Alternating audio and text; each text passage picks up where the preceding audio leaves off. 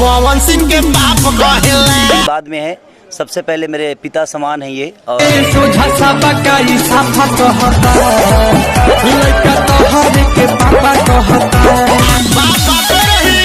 याद रखिए, चाह मिलेला तो पवन सिंह के बाप कहेला।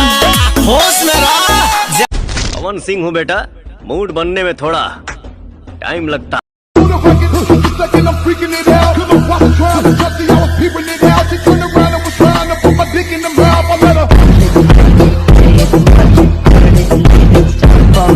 रुको जरा, सबर करो।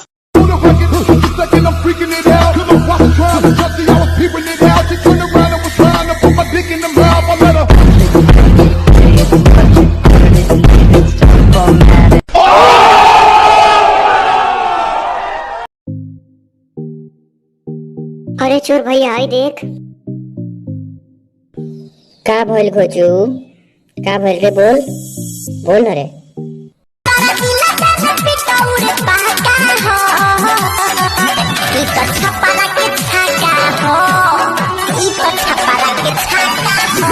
हिट मशीन तो मन के छक्का बन गए। अरे भाग रे, ई का हो गए दादा।